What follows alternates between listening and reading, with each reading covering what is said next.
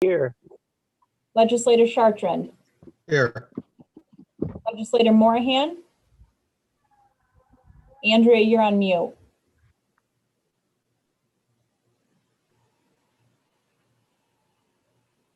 You're still muted.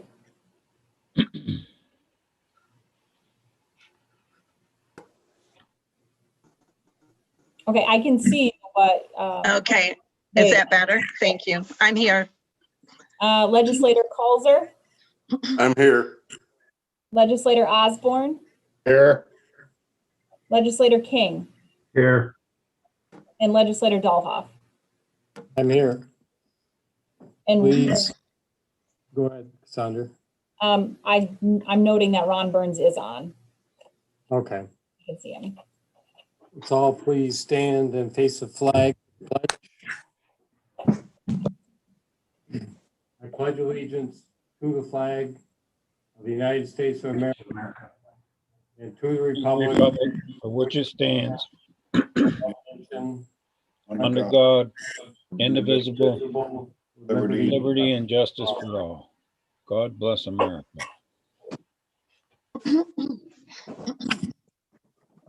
So tonight, we are fortunate to have with us our congressional representative, whom through her tenure as our congresswoman has advocated and worked tirelessly for Lewis County and the North Country region as a whole.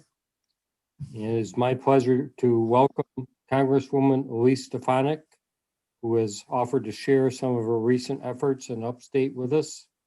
And with that, I'll turn it over to our Congresswoman. Elise. Thank you so much, Chairman Dahlhoff. I appreciate the opportunity to connect with all of our Lewis County legislators today and the team that supports the county as well. I've been doing these updates to the various county boards of supervisors and county legislatures just to provide both an update as to the COVID package we passed in December, that it was the very end of the year, that you should be seeing funds for various entities in the county for, and also the snapshot as we look ahead. So number one, I know that throughout the course of last year, I had connected with you many times on the multiple COVID relief packages. After months of negotiation, we did pass an end of the year package that was attached to the appropriations bill, and that included much of the COVID relief that we had discussed beforehand. For small businesses, for example, I know many of you have heard from small businesses in your communities. There's an additional $325 billion funded to the Paycheck Protection Program. And importantly, businesses are eligible for a second draw from that program if they have used their complete first draw PPP, and they also can demonstrate a 30% decrease in revenue for Q1, Q2, Q3 of 2020 when compared to 2019. So the real focus is to support those businesses and industries that have been really hard hit. In addition, small businesses raise concerns about the deductibility issue. The congressional intent when we initially passed the Paycheck Protection Program was to continue to allow businesses to deduct their payroll and expenses, even if they use PPP funds for those expenses. The Department of Treasury had follow congressional intent. I was able to work directly with Secretary Mnuchin days before the final bill was brought to the floor to address that and ensure that businesses were able to deduct those expenses. That was really important for tax certainty and to make sure that we're not increasing taxes on small businesses. For our schools, this bill provides $5 billion just for New York State schools. That funding must be allocated to the school districts in the year 2021. That is woefully needed, as I've talked with the superintendents and teachers, families, administrators at school districts across the district. In addition, the higher education package, I know that has been important for our higher ed institutions. I've been able to deliver $170 million in total to our higher ed institutions, and that includes the satellite community colleges affiliated with JCC. Our hospitals, to date, there's been $140 million just to North Country hospitals we worked very closely. I worked closely with our Lewis County Hospital. We know how important that hospital is to the Lewis County community. So they have received federal funds, but importantly, there's a legislative issue that we are working on dealing with the critical access care designation and making sure that their Medicare reimbursements reflect the critical access care designation. That's a bipartisan bill that I've reintroduced, and we will continue working on that with the hospital in Lewis County. An update on the border. I know this has impacted so many of our tourist-related businesses or just communities throughout the North Country. I am working as co-chair of the Northern Border Caucus to advocate for more certainty and a metrics-based approach as we work to safely reopen the border. And with my colleague from Buffalo, who is a Democrat, I am a Republican, so it's bipartisan.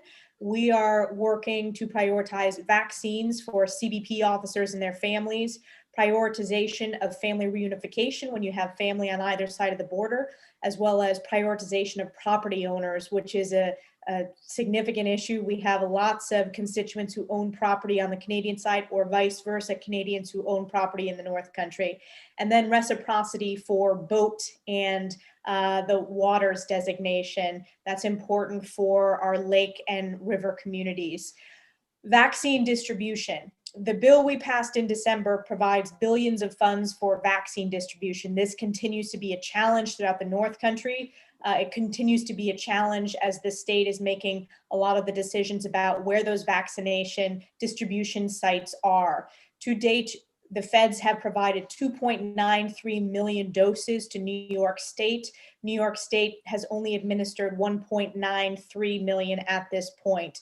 So we will continue to work to make sure that the doses are provided to New York State, but we're also going to continue to pressure our state electeds to make sure that not only are they getting those doses out as quickly and efficiently as possible, but they're prioritizing rural counties that have been previously left out of different vaccine distribution sites.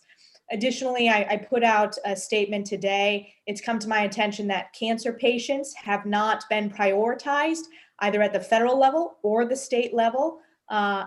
Many families have gone through the horrific challenges of cancer, and we know that cancer patients have to go to hospitals frequently for their care, and we need to prioritize them when it comes to vaccine distribution. So I'm calling on the president to make that adjustment and prioritize them in the CDC guidance. Moving forward, the president has put out a $1.9 trillion COVID relief package. Senate Republicans have put out a $600 billion package. Those negotiations are ongoing right now. I know there's a lot of interest in the state and local piece. Again, my focus is making sure that when we're talking about state and local aid, that counties and small municipalities are prioritized and not just a slush fund for the state. So with that, I'll turn it back to you, Chairman Dahlhoff, and happy to answer any questions. Thank you, Elise. Does anyone have any questions for Elise? I would have a comment, Larry. This is Phil. Okay, Phil. A while back, your office helped someone up here that was in real need. And I just wanted to express my thanks to you. Mary Jo jumped right on it and took care of the situation. And that person really appreciated it. And I do too. Thank you. Well, thanks, Phil. You know, that's a good opportunity. If any of you have constituents on any issues, whether it's IRS, accessing stimulus payments, really anything related to a federal agency, we are here to help. And I have a great team in the Watertown office who is responsive and has a great track record of making sure that resources are available.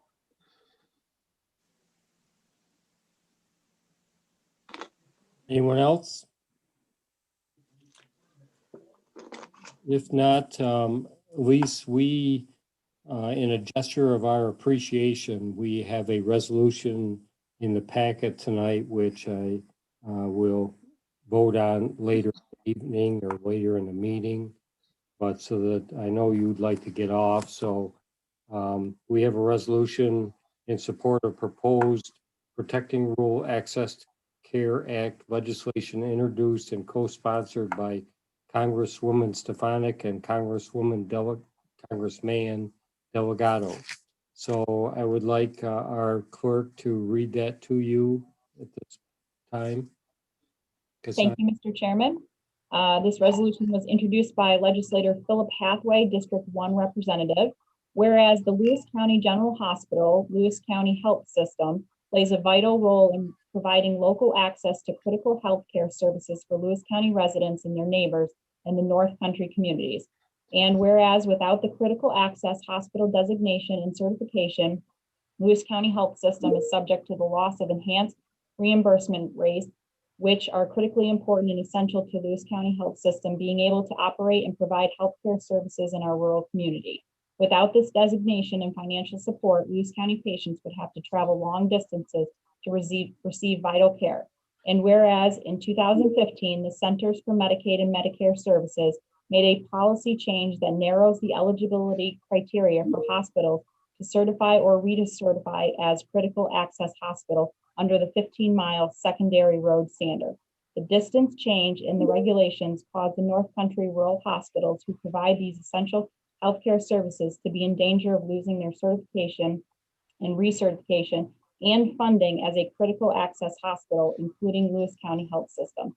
And whereas the proposed legislation introduced by Congresspersons Stefanik and Delgado, known as the Protecting Rural Access to Care Act, will permanently restore the pre-2015 distance standard and requirement for critical access hospital designations for certification or recertification. Will require notice and comment to be held before any future regulation changes to designation criteria, and will ensure that unless any formal update to distance criteria is finalized, hospitals seeking critical access hospital certification and recertification will proceed under the pre-2015 standard. And whereas the Lewis County Health System Chief Executive Officer and the Board of Managers are in favor of this legislation and urge the Lewis County Board of Legislators to voice their support of same as well. Now, therefore, be it resolved as follows, that the Lewis County Board of Legislators hereby supports the Protecting Rural Access to Care Act and applauds Congresswoman Stefanik and Congressman Delgado in co-sponsoring this legislation, which will allow the Lewis County Health System to be recertified as a critical access hospital based upon distance standards set prior to 2015, and thereby allow Lewis County Health System to receive vital enhancement reimbursement rates necessary for the hospital to continue operations and healthcare services in rural Lewis County. That the within resolution shall take effect immediately. That the clerk of the board is directed to forward a certified copy of this resolution to U.S. Congresswoman Elise Stefanik, U.S. Congressman Antonio Delgado, the majority and minority leaders of the U.S. Senate and U.S. House of Representatives, and all others deemed appropriate by the Board of Legislators. Thank you so much. I'm very appreciative of the support, and I know that the Lewis County General Hospital, it's something that we've worked very closely with them on. I see Jerry. Well, thank you, Elise. We truly appreciate everything that you do for us and for the North Country. We're very pleased. Thank you. Thank you very much. Have a good night. Yes, thank you. Thank you.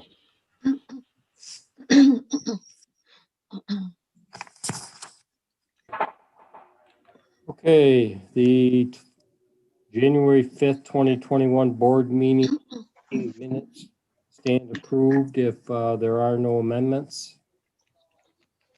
Hearing none, I will say they stand approved. Report of the Finance and Rules Committee per Rule 6, Cassandra, Thank please. you, Mr. Chairman. The Finance and Rules Committee has met and they recommend to waive rules to act upon late resolutions. Would someone like to make that motion? Bill, Bill, second by Jerry. second by Jerry. Any discussion? All in favor? Aye. Anyone opposed? And the motion carries. Privilege of the floor. I don't believe there's anyone on this call for privilege of the floor. We will move on to presentations of petitions, communications, and notices. Cassandra, please. Thank you, Mr. Chairman. A resolution was received from Cattaraugus County opposing closure of Gowanda Correctional Facility. That is the end of my report. Thank you. Reports of county officers and departments. Cassandra, please. Thank you, Mr. Chairman. Legislators received the January 2021 Treasurer's Report and Highway and Solid Waste Audit Reports. Real Property Director Candy Aiken and County Treasurer Eric Ferkler have filed approved applications for 2020 corrected tax rolls for property owners Kurt and Penny Diddle. And Brian Mooney submitted the December 2020 Sealer of Weights and Measures activity reports, which have been placed on file with the clerk of the board. That concludes my report. Thank you. Reports of standing committees. Tom, would you like to start off with finance and rules, please? Thank you, Mr. Chairman. I have nothing to report at this time. Any questions for Tom? If not, we'll move on to Jerry with General Services Committee, please, Jerry. Thank you, Mr. Chairman. I have two or three resolutions or motions that we need to do. I gotta call them up my phone because the computer quit working. Okay, the first one is motion to authorize Highway Superintendent Timothy Hunt to send out an RFP for stone and gravel bids. I'll make that a motion. Moved by Jerry, second by Dick. Dick. Any discussion? All in favor? Aye. Aye. Anyone opposed? Motion carries. Second motion is to authorize Sheriff Carpinelli to refill one full-time deputy sheriff's position effective immediately. And I'll make that a motion. Moved by Jerry, second by Tom. Discussion. All in favor? Aye. Yep. Aye. Anyone opposed? Okay.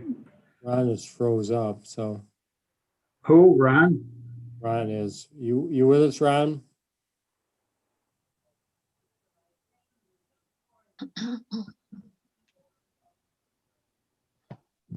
Hear me now?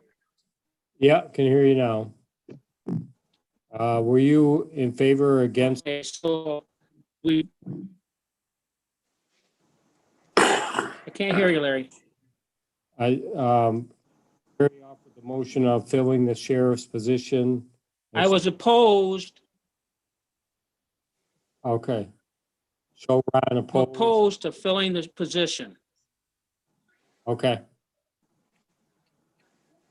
Show Ron opposed and the motion carries. Okay, the third one, we haven't discussed this because we got on the full-time one, is a motion to authorize Sheriff Carpinelli to refill one part-time deputy sheriff's position effective immediately. I guess I got a couple questions for Ryan. Has he had someone resign recently, or has that been an open position, or you don't know either? Yeah, this came about a couple months ago along with the other deputy position. It was a resignation, and so nothing new, not an addition, just refilling something that was already in place. Okay, so I'll make that a motion. Moved by Jerry, second by Aye. Tom. Discussion.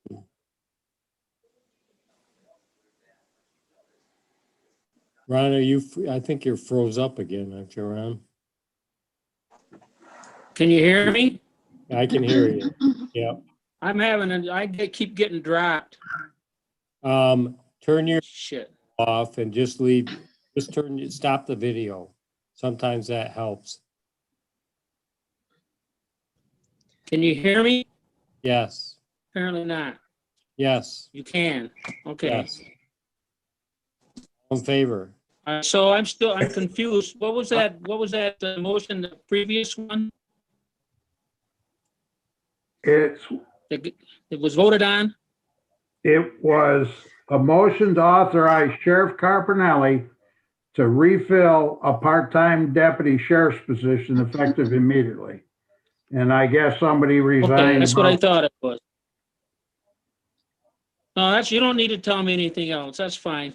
Okay, so what's this next motion? That's the motion. That is the motion. This is the part-time. Okay, I'm sorry. I must have heard it twice. I'm good. No, the sheriff was mentioned twice, Ron. I mean, it's a part-time and a full-time. Oh, there's two positions there. Okay. So has that been voted on? No, we're voting now. The second one? Yes, on the second. Okay. All in favor? Aye. Anyone opposed? I'm opposed. Show Ron opposed and carries. Ron, if you turn your video off, just stop the video. It may keep the connection. All right, how do I do that? I don't even know. Down in the lower left corner where it says, right next to the mute button, it says stop video. Just click on that. Okay, and there's one more. We talked about it here. Ryan's familiar with it. The DA, correct me if I get this wrong now, essentially, one is resigning the end of February, and she would like permission to rehire that position with a new person, the assistant DA. So what we didn't make it to committee, it's important to her to try to start. I've talked to the committee and everybody was fairly decent with it. So I guess the only other question is that I'll make that a motion. I'll second Okay. it. Lisa seconds. Further discussion? All in favor? Aye. Aye. Aye. And Larry asked me a question. Anyone opposed? Larry, could you note my abstention due to a conflict? Okay. Show Thank you. Ian abstaining. And we lost Ron. Are you in favor of this, Ron?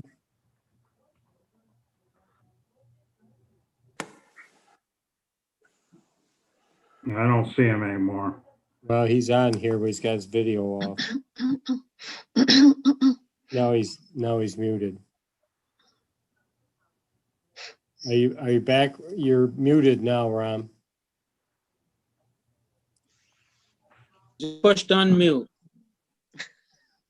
Can you hear me? Yep. Obviously not. Yes. Oh, you can. All right. It keeps dropping me. Okay. It shows that you're muted. Are you in favor of this motion to fill the assistant TA? One of the, what the hell?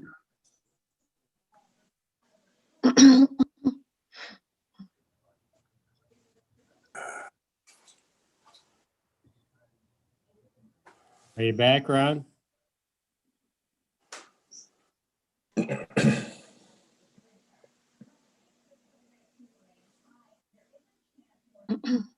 Sergeant Major to Major Tom, you there?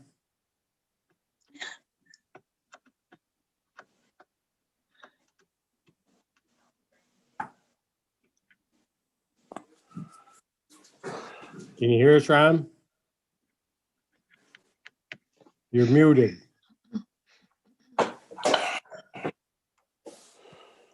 You're muted, Ron. Oh, down there. You should unmute. Okay, you in favor I of can this? vote if you can hear me. Okay, I'm in Are you in favor of favor of one filling the for the DA. that is a yes. Anyone opposed? Yes. Motion carries. Okay, and Larry, we had a discussion before what the difference was between the two. You want me to explain our reasoning? Sure, if you'd like. No. Okay, essentially what we had is some questions on public safety and everything else with the sheriff's department. We asked for some support, we didn't get it.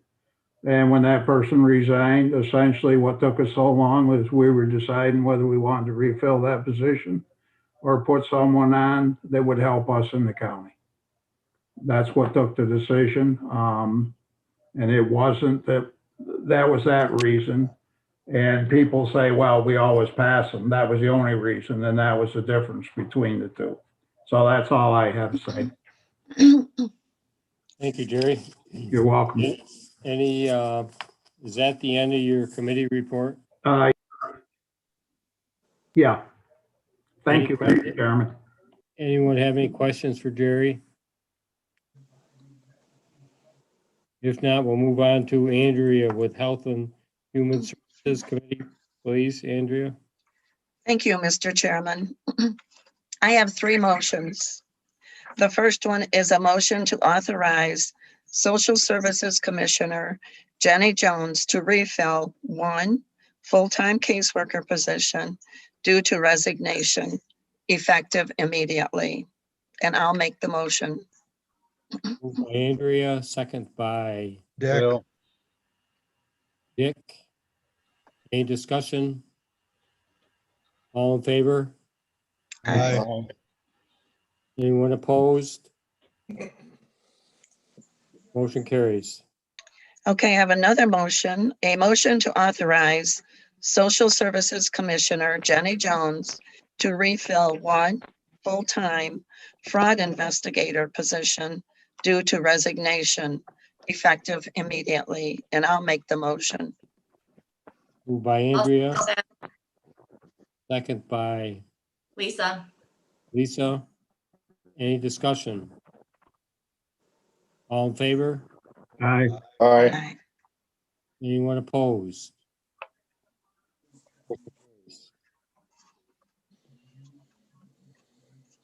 Back to you, Andrea. Okay, thank you.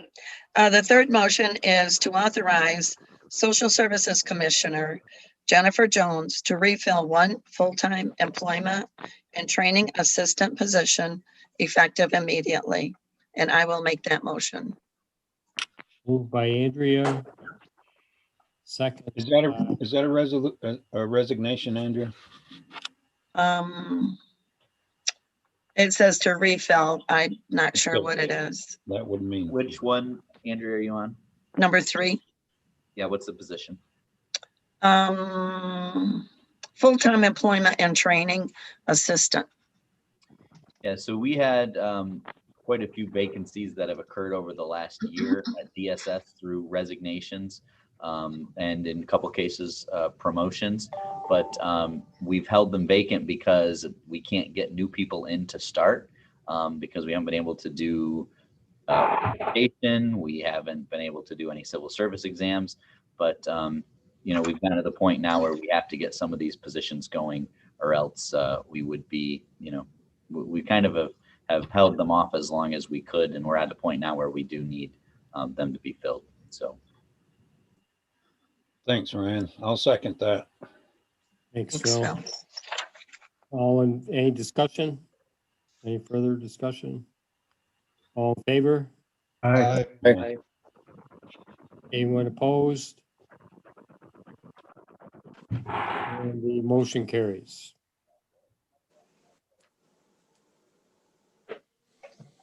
And we're back to you, Andrea. Oh, that's all I have. Thank you, Mr. Chairman. Any questions for Andrea? Thank you, Andrea. You're welcome. We'll move on to Dick as the board's rep on the hospital board managers. Please. Yes, Chairman, I have nothing at this time. Thank you, Dick. Jerry Kayer, our CEO of the hospital, is on. Jerry, do you have anything you'd like to make a comment on? You're on mute. Yes, thank you. I would provide an update on where we stand with vaccinations within the workforce and also bring forward the generative discussion from the board's last meeting. So far through our vaccination program, 51% of the workforce has received the vaccine, and we are halfway through second dose administration. 35% of the workforce have signed declinations. 12% are undecided. 2% are no longer employed, which means they were not vaccinated, nor did they decline the vaccine. So it's just a way to group all of the individuals during this period. Second dose vaccinations are going very well. And I just want to acknowledge the ongoing collaborative spirit shown by public health, specifically Ashley Waite, Joe Austin, and their teams. It's really a good partnership.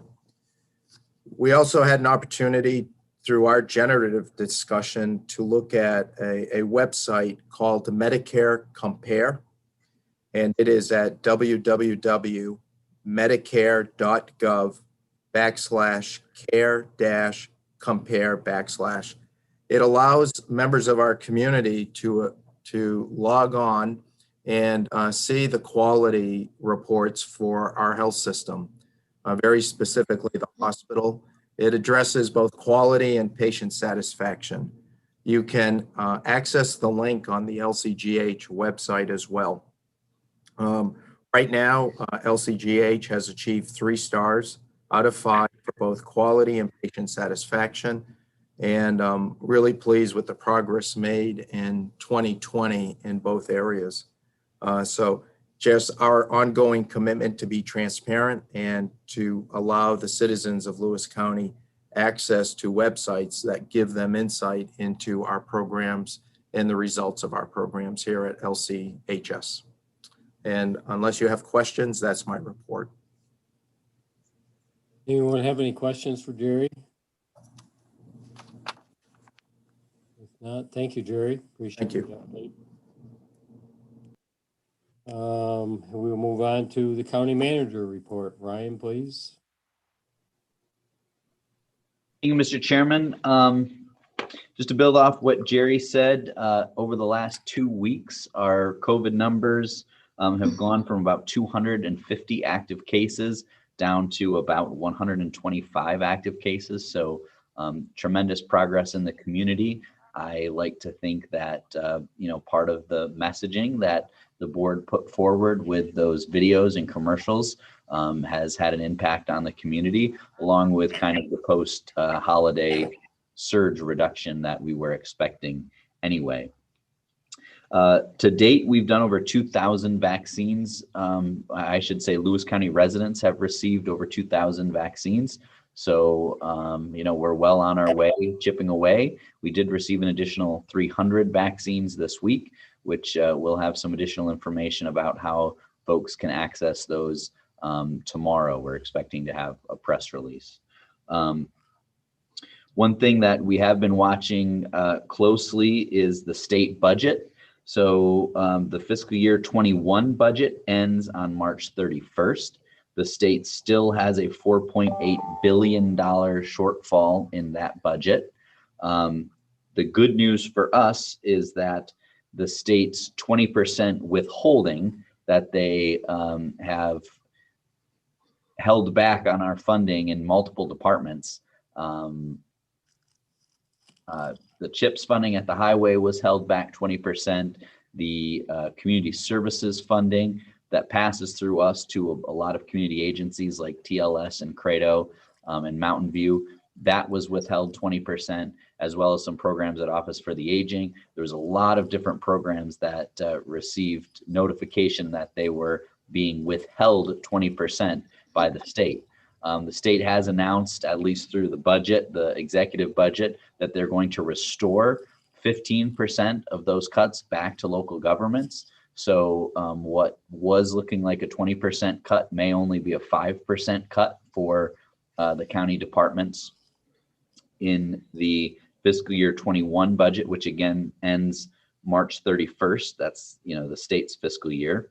But that also the state is counting on $1.2 billion in Medicaid savings in the fiscal year 21 budget. Now, the fiscal year 22 budget begins on April 1st. That budget has a $15 billion deficit as it stands right now. So I'm going to run through some of the things the state is trying to do to close that $15 billion gap, because as you guys know, what happens at the state level always eventually filters down and affects us. So like I said, $15 billion gap. They've got $3.6 billion in spending cuts that they're planning on implementing, including 5% cuts to local governments. So the same 5% that they're going to end up enacting in 21 is going to carry on to 22. If you'll remember, Lewis County planned on 20% cuts across the board in state aid for our annual budget that started January 1st. So we tried to play on the conservative side a little bit, thinking that cuts were coming. And we're, I think, going to be the beneficiaries of some good budgeting, because it looks like the state cuts may only be 5% instead of the full 20% that we were expecting. So that's good. I mean, it's not good that we're getting cut 5%, but it could have been worse. $2 billion of the state's delayed implementation of a tax cut. So there was going to be a further implementation of a middle-class tax cut in New York State this year that will be delayed for 1 year, saving the state $2 billion. $4.5 billion of unrestricted federal aid is currently in the budget. So the state is counting on at least $4.5 billion of unrestricted aid from the federal government to balance their books. They're asking for the full $15 billion in unrestricted aid from the federal government.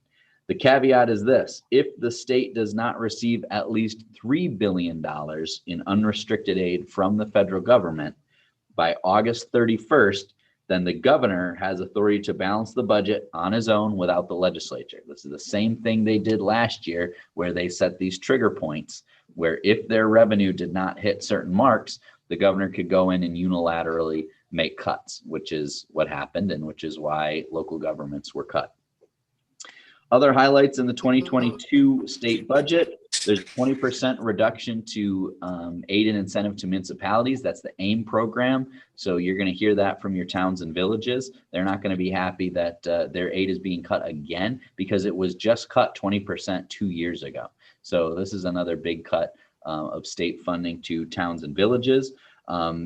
The sales tax diversion payment for AIM remains the same. So the state will continue to divert sales tax that was earned, spent in local governments in Lewis County, and send that directly to towns and villages. So basically, they've taken themselves off the hook with these AIM payments.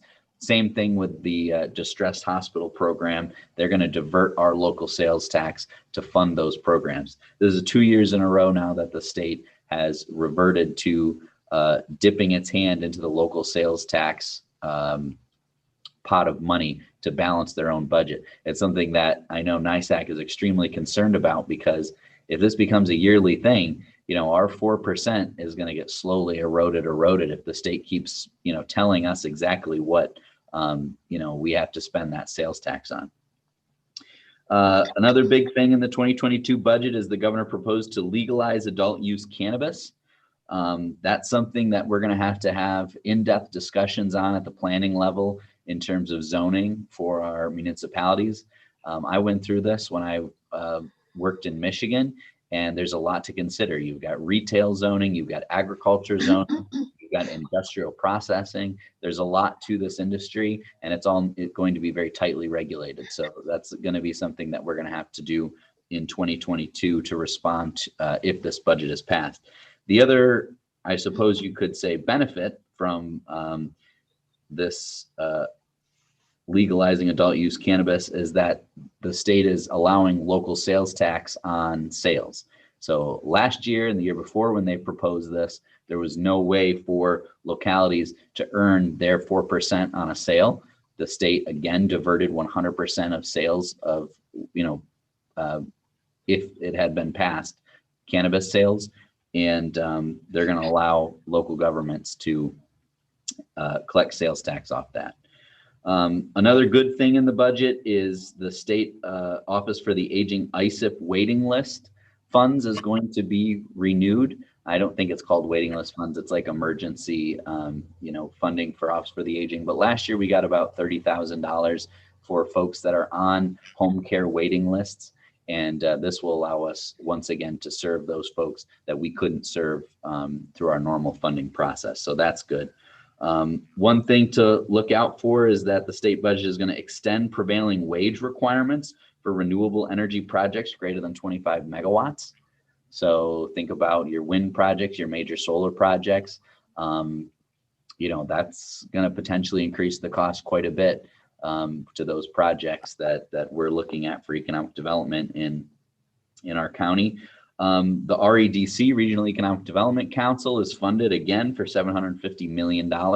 So that process will get back up and running in 2022, along with the Downtown Revitalization Initiative, the DRI, which will be funded for another $100 million, which is $10 million per region. So that's something that we applied for last year with the Village of Lowville. And we were, I think, put together a great proposal. And I hope that we do that again in 2022. And hopefully we can come out on top. One thing from the federal government is the expansion of enhanced FMAP funding.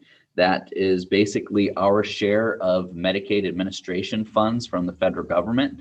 They're expanding that into Q3 of 2021, an enhanced payment to county governments. That's going to help us big time. You'll notice that in the DSS budget, we pay every Tuesday about $100,000 to the federal government and Medicaid. With this, our payments go down to about $80,000. So it's going to save us a lot of money every week, which is very good. The other good thing about that is the enhanced FMAP funding reduces our IGT payment from 50% to 43.8%. So that's a huge chunk of the budget that we put towards a matching program that goes to the health system. They still get their full 100%, but our share is reduced by 6.5%, which is wonderful. So that'll save us some big money as well. Last two things. The governor for the second year in a row has proposed in his budget the possibility of having regional jails. So as of right now, county governments each by law have to have their own jail. And the state is opening the door for regional jails, sharing jails. And that's something that might be interesting down the line. I know the Sheriff's Association is opposed to that. And then the final one, which is probably in all reality, the biggest thing that is going to affect our community, the state is balancing the budget with a 1% cut in Medicaid across the board. So think of all of our community agencies that bill Medicaid. I can think off the top of my head, TLS, Lewis County Search and Rescue, Credo, the hospital. We have a lot of agencies that bill Medicaid, and they're just gonna, 1% across the top, your bills are gonna be 1% less. And it's not quite as simple as I'm making it, but the point is the Medicaid reimbursement is at a time when if you ask some of these agencies, it desperately needs to be higher, the state's actually lowering it. So that should be something to watch out for, especially with some of our smaller community agencies. So that's a long-winded overview, but there's a lot to watch for in Albany because these changes directly affect our operations and what we are able to do at the county level. So I wanted to make sure we're following those and we're all aware of what's going on. So that's it for me. Thank you, Mr. Chairman. Any questions for Ryan? Yeah, I have a question for you, Ryan. Are the clinics, is that clinic going to go forward on Friday?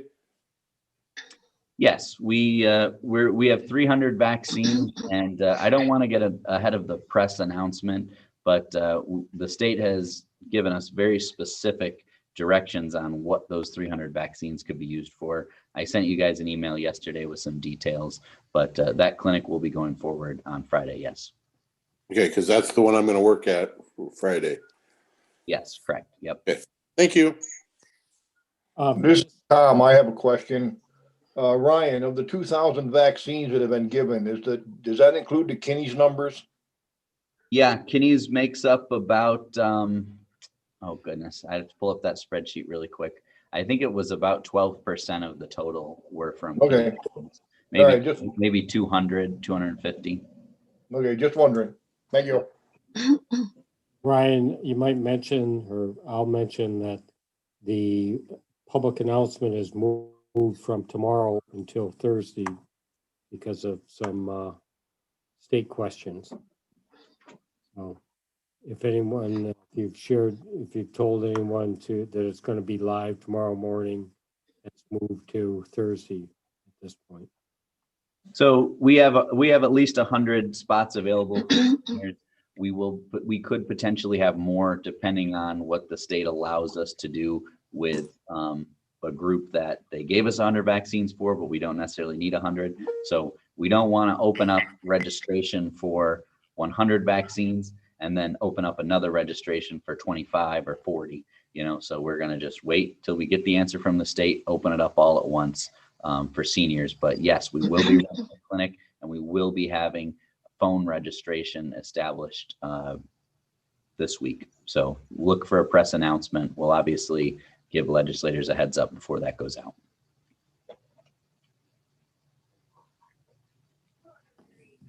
Anything else for Ryan? No, we'll move on to Eric with the county treasurer report, please. Yes, thank you. I sent out a short report earlier today. I think I would just highlight the sales tax information. As you can see on the summary I sent you, we are currently for the year 2020 at $12,847,000. That's slightly below the total for 2019, but as I noted, we still do have one payment left to come in. If that payment is similar to what we had in past years, I expect that we would exceed our 2019 amount by quite a bit. I'd say $300,000 or $400,000. So that's obviously good news. I think also, as I did note, I'm going to look at kind of changing the timing of that. If I go through with that, it'll be a one-time effect, one time this year, and I'll update you on that as I continue to look into that. So I guess the reason I note that is because we could end up at that $12,847,000, which again is not a bad amount. If we do include the next some of the next payment that will be received, the amount will go higher. I think in general, we've kind of been wary of how that sales tax amount was going to turn out in 2020, but given the situation, we've got to be pretty happy with the dollars that we've received. Obviously, the change in spending has been good to some extent for Lewis County, I think with online purchasing and people probably shopping local, buying local to some extent. So definitely some good news.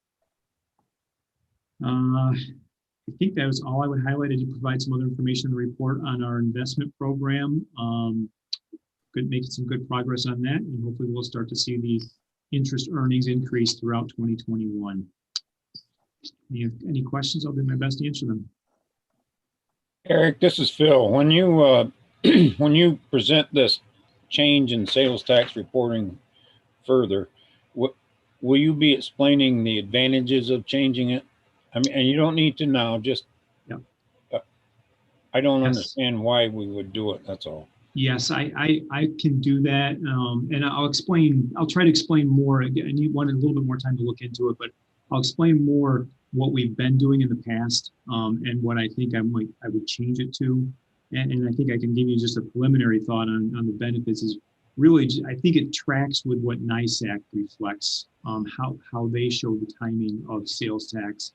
So after I look into that some more, I'll clarify all that for you. And if it doesn't make sense, with some discussion with our auditor also, we wouldn't go forward with it. We'll keep it consistent.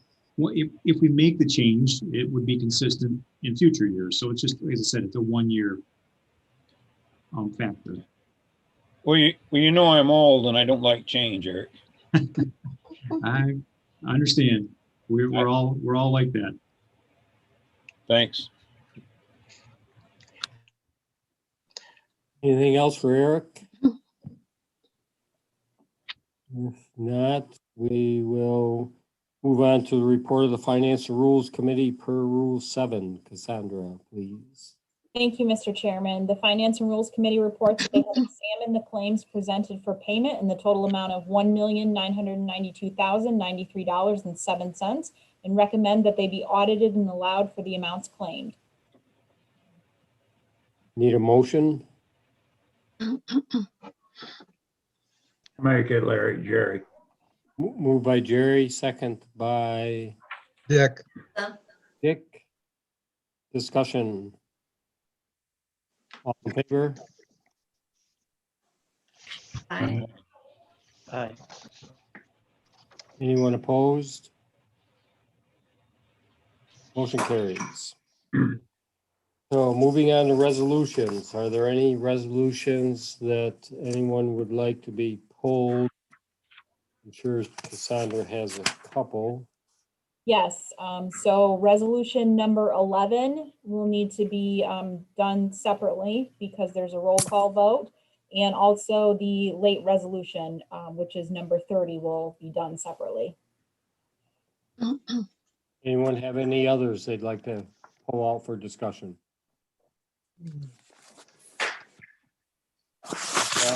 Would someone like to make a motion to pass the slate with the exception of these two resolutions? I'll make that motion. Moved by Greg, second by Tom, Tom. Any discussion? All in favor of passing the slate? I'll Aye. second it. Anyone opposed? Motion carries, slate passes. We're back to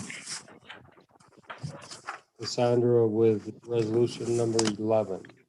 Yes, thank you, Mr. Chairman. Auditing and allowing claims in the amount of $1,992,093.07. Someone like to move that? I'll move Make it, that Larry. motion. Gary, second by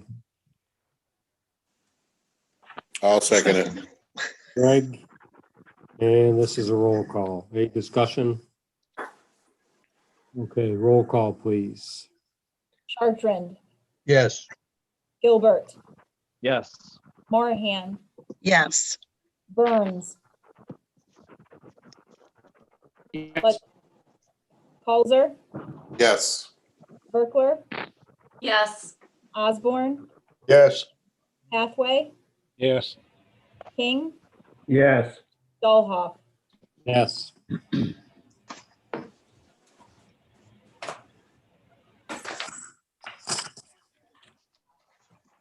Okay, and then we have resolution number 30, which was the late resolution, and this is a resolution in support of proposed Protecting Rural Access to Care Act legislation introduced and co-sponsored by Congresswoman Stefanik and Congressman Delgado. Bill. Moved by Phil, second by Tom, Tom. Any discussion?